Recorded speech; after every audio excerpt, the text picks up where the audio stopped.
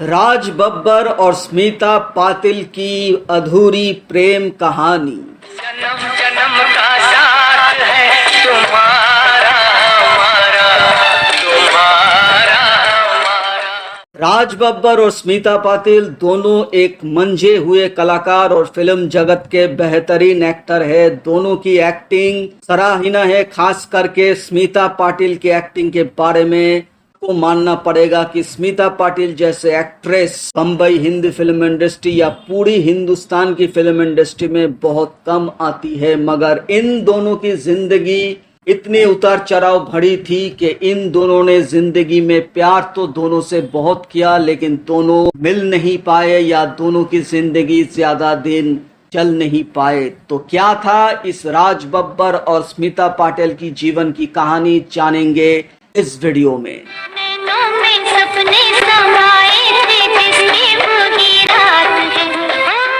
ये सिलसिला शुरू हुआ था फिल्म भीगी पलके की शूटिंग में, जब राज बब्बर और स्मिता पाटिल दोनों एक साथ एक दूसरे से मिले। ओडिशा के राउरकेला में ये फिल्म की आउटडोर शूटिंग चल रही थी और उसी दिन उसी जगह राज बब्बर और स्मिता पाटिल आमने सामने हुए। जैसे पहले ही मुलाकात में आंखों आंखों में दोनों ने प्यार का इजहार कर दिया। लव एट फर्स्ट साइट हो गया था और फिर दोनों ने पीछे मुड़कर नहीं देखा। ये फैसला कर दिया कि दोनों एक दूसरे के साथ जिंदगी निभाएंगे, एक दूसरे के बिना रह नहीं पाएंगे। इसके बावजूद स्मिता पाटिल जानती थी कि राज बब्बर शादीशुदा थे और 2 बच्चों के बाप थे, लेकिन फिर भी मॉडर्न ख्यालात रखने वाली स्मिता पाटिल ने इसका परवाह नहीं किया और शादीशुदा राज बब्बर से ही अपना प्यार शुरू कर दिया था, क्योंकि स्मिता पाटिल तब तन्हा थी, अकेली थी और साथ में जिंदगी के कई सारे ऐसे प्रॉब्लम थे, ऐसे समस्या थे जिनके बारे में वो कहना चाहती थी किसी दोस्त को,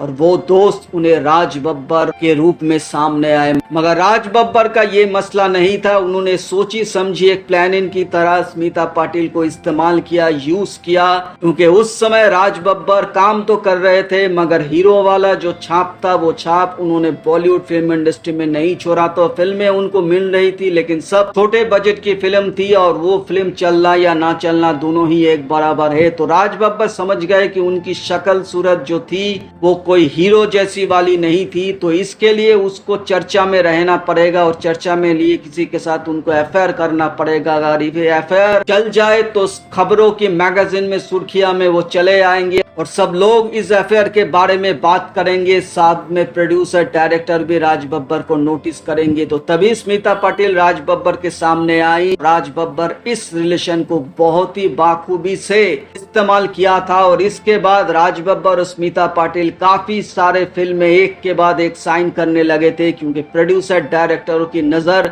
उन सब मैगजीन की सुर्खियां पर चली गई जिन पे राज बब्बर और स्मिता पाटिल की गुंजन चारों तरफ फैले हुए थी। तो इस बार राज बब्बर और स्मिता पाटिल ने एक साथ कई फिल्में दी, जैसे भीगी पलके, तजुर्बा, आज की आवाज, मेरा घर मेरा बच्चे, जवाब, अंगारे, शपथ, ऐसे कई सारे फिल्में दोनों ने एक साथ की और राज बब्बर का करियर भी चमकने लगा। उनको बड़ी बड़ी फिल्में मिलने भी लगी। हालांकि उन फिल्मों भी उन्होंने सेकंड लीड थर्ड लीड करते थे, मगर फिर भी ए गेट फिल्मों में राज बब्बर की नाम शामिल हो गई और ये सब कुछ हुआ स्मिता पाटिल के अफेयर करने के बाद। राज बब्बर ने अपने पहली बीबी नादिरा बब्बर को छोड़ दिया था और उसे छोड़कर सीधा स्मिता पाटिल के साथ लिव इन में रह गए। दोनों ने करीब 4 साल एक साथ लिव इन में रहे, यानी जब तक स्मिता पाटिल इस दुनिया से चली नहीं गए तब तक राज बब्बर स्मिता पाटिल के साथ एक साथ लिव इन में रहे, बिना शादी किए हुए। स्मिता पाटिल जब मां बन गई तो उनको अब मालूम पड़ गया कि ये रिश्ता बहुत ज्यादा दिन नहीं टिकने वाला, क्योंकि राज बब्बर का वही मसला था कि नादिरा बब्बर को वो तलाक नहीं दे सकती, क्योंकि नादिरा बब्बर और उसके जो 2 बच्चे थे उनकी जिम्मेदारी राज बब्बर के सर पे थी। तो राज बब्बर अपनी पहली बीबी को डाइवोर्स न देते हुए स्मिता पाटिल को अपने साथ रखना चाहती थी, यानी लिव इन में ही रखना चाहती थी। और स्मिता पाटिल जो चाहती थी वो जैसे हर हिंदुस्तानी लड़की चाहती थी कि वो उससे शादी करे। तो जब स्मिता पाटिल की पेट में प्रतीक बब्बर आए तब स्मिता पाटिल ने यह फैसला किया कि प्रतीक के जन्म के बाद स्मिता पाटिल राज बब्बर से रिश्ता तोड़ देगी और अपने बच्चों के ही को बड़ा करने में अपनी पूरी जिंदगी को झोंक देगी और अपने बच्चों में ही वो बाकी जिंदगी को गुजार देगी। तो ये तो बस सोच रही थी, लेकिन ऊपर वाला और किस्मत को कुछ और ही इरादा था।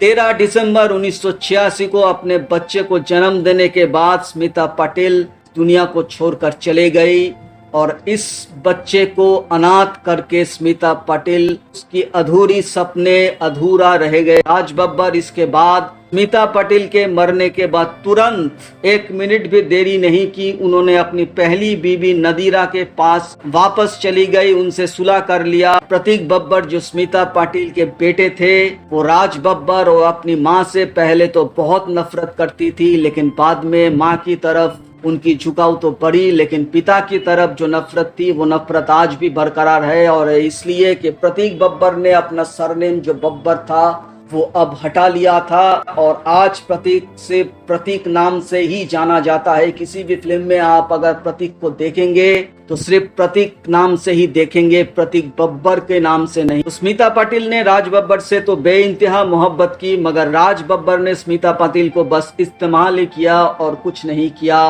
तो स्मिता पाटिल के जिंदगी में बस धोखे ही धोखे लगे। तो ये था स्मिता पाटिल और राज बब्बर के ऊपर एक वीडियो। उम्मीद है वीडियो आपको पसंद आया होगा। पसंद आने पर एक लाइक जरूर कर देना। चैनल को सब्सक्राइब करना बिल्कुल भी मत भूलना, क्योंकि यहाँ आपको मिलेगा ऐसी सारी कई कहानी और बॉलीवुड के ऊपर कई सारे इन्फॉर्मेशन। तो मिलते हैं अगले वीडियो में किसी और नए वीडियो के साथ। तब तक के लिए दीजिए मुझे इजाजत। आप रहिए सुस्त तंदुरुस्त। टाटा, take care and bye bye.